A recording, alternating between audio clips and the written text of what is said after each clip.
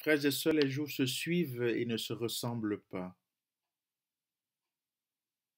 Après jeudi, nous sommes vendredi saint.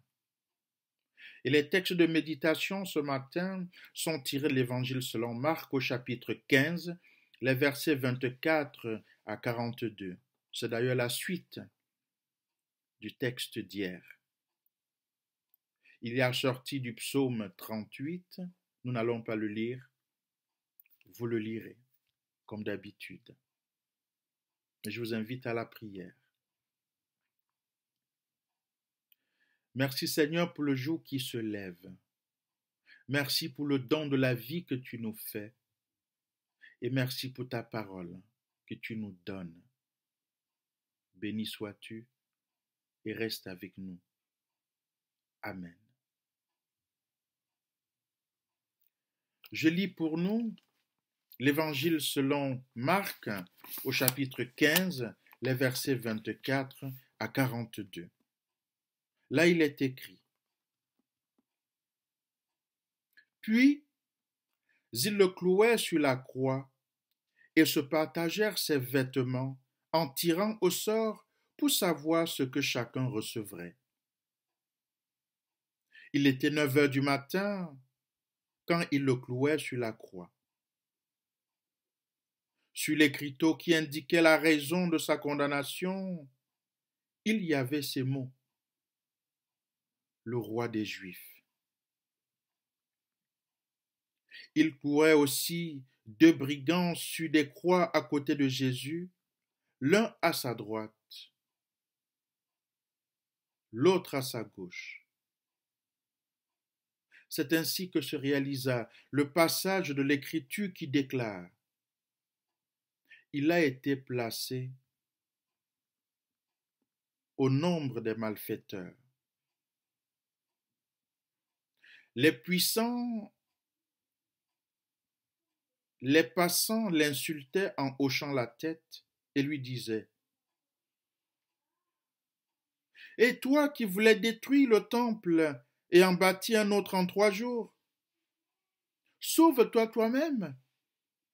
Descends de la croix. De même, les chefs des prêtres et les maîtres de la loi se moquaient de Jésus et se disaient les uns aux autres: Il a sauvé d'autres gens, mais il ne peut pas se sauver lui-même. Que le Messie, le roi d'Israël, descende maintenant de la croix. Si nous voyons cela, alors nous croirons en lui. Ceux qui avaient été mis en croix à côté de Jésus l'insultaient aussi.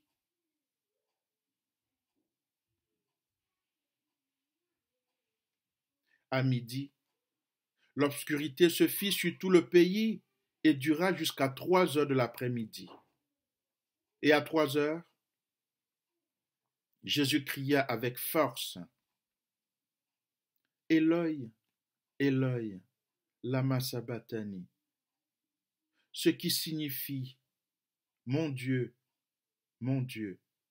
pourquoi m'as-tu abandonné? Quelques-uns de ceux qui étaient là l'entendirent et s'écrièrent: Écoutez, il appelle Élie. L'un d'eux courut remplir une éponge de vinaigre et la fixa au bout d'un roseau, puis il la tendit à Jésus pour qu'il boive et dit: Attendez, nous allons voir si Élie vient le descendre de la croix. Mais Jésus poussa un grand cri et mourut. Le rideau suspendu dans le temple se déchira en 2, depuis le haut jusqu'en bas. Le capitaine romain, qui se tenait en face de Jésus, vit comment il était mort, et il dit: Cet homme était vraiment le Fils de Dieu. Quelques femmes étaient là, elles aussi, et regardaient de loin. Parmi elles, il y avait Marie du village de Magdala, Marie, la mère de Jacques le jeune, Salomé. Elles avaient suivi Jésus et l'avaient servi quand il était en Galilée. Il y avait là également plusieurs autres femmes qui étaient montées avec lui à Jérusalem. Amen.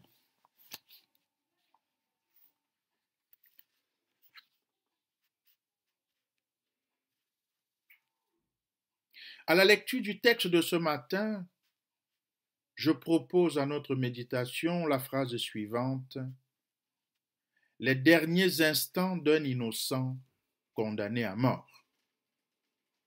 Les derniers instants d'un innocent condamné à mort. On avait sûrement calomnié Jésus, car, sans avoir rien fait de mal, il fut arrêté et tué le matin de son 33e anniversaire. C'est par cette paraphrase empruntée à Franz Kafka dans son ouvrage intitulé Le procès que je médite sur les derniers instants du Fils de l'homme avant son expiation à la suite d'un procès bancal et expéditif. Dans cet ouvrage de Franz Kafka, il était écrit ceci: on avait sûrement calomnié Joseph K., car sans avoir rien fait, il fut arrêté et tué le matin de son 30e anniversaire. Que de ressemblance avec celui de Jésus. Les suites du procès se suivent. La mise en exécution de la sentence prend forme. Le décor est planté, tout est prêt. Les bourreaux sont au rendez-vous. À Golgotha, Jésus innocent est cloué sur la croix au milieu de deux coupables, comme le relate l'Évangile, avec un écriteau sur lequel est mentionné le roi des Juifs. Les passants, les spécialistes de la loi et les religieux se succèdent dans la dérision. Ces co-cloués coupables s'en donnent à cœur joie. Ils attendent de Dieu en Jésus-Christ la manifestation de sa toute-puissance. Que non. Pour les convaincre, il faut qu'ils descendent de la croix. Alors, ils suivront le Christ. À midi en plein jour, l'obscurité recouvre tout le pays pendant 3 heures, jusqu'à l'après-midi. Le cri déchirant de Jésus transperce la ville et les cœurs des plus fragiles. Mon Dieu, pourquoi m'as-tu abandonné? Cet appel suscite encore moquerie pour les uns, pendant que Jésus pousse un grand cri avant de mourir.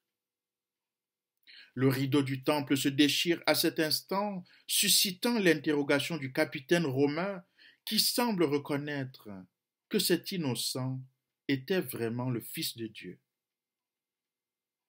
Les femmes, les mères de l'humanité, douces, attentives, restent aux côtés de Jésus. Ces femmes, ces mères qui portent la vie apprécient mieux le confinement de l'enfant pendant 9 mois. Elles ne peuvent quitter du regard le fruit de leurs entrailles. Mon frère, ma sœur, que représente pour toi le rideau du temple qui se déchire ainsi? Le rideau de ton temple intérieur s'est-il déjà déchiré? Le rideau de ta misère mentale, spirituelle, voire physique, s'est-il déjà déchiré? Le rideau déchiré dévoile forcément la nudité et la vérité. Oui, Dieu n'a pas voilé la persécution subie par Jésus, tout comme il ne voilera pas l'amour parfait qu'il porte pour ce Fils bien-aimé. Ce Fils qui nous prend dans ses bras pour enlever le voile de nos yeux, de nos cœurs et de nos esprits. Le voile du capitaine romain s'est déchiré et il a reconnu en ce martyr le Fils de Dieu.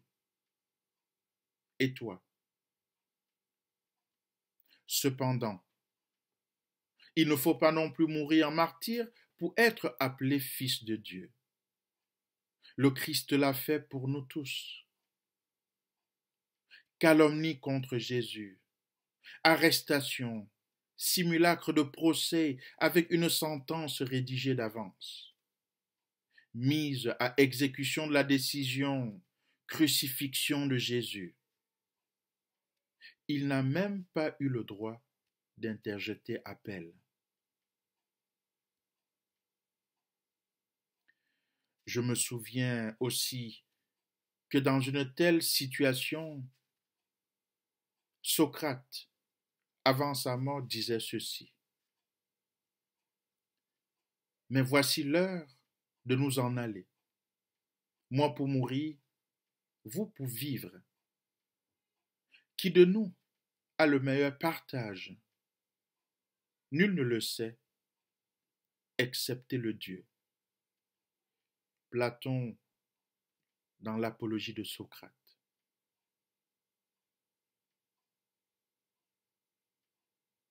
Feuilleton à suivre. Bonne journée. Mais je vous invite à la prière.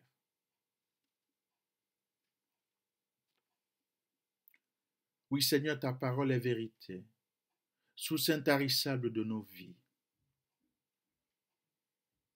Au moment où nous la méditons, déchire, Seigneur, le rideau de notre cœur, de notre esprit. Déchire les rideaux de nos vies, afin que la vérité nous donne de vivre en ta présence.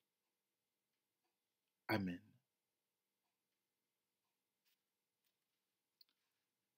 Et nous chantons ce petit extrait de Thésée qui nous bercera jusqu'à samedi. Voici Dieu qui vient à mon secours. Voici Dieu qui vient à mon secours, le Seigneur avec ceux qui me soutiennent.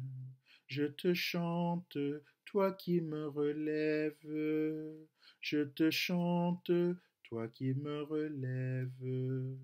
Voici Dieu qui vient à mon secours, le Seigneur avec ceux qui me soutiennent. Je te chante, toi qui me relèves. Je te chante, toi qui me relèves. Bonne journée.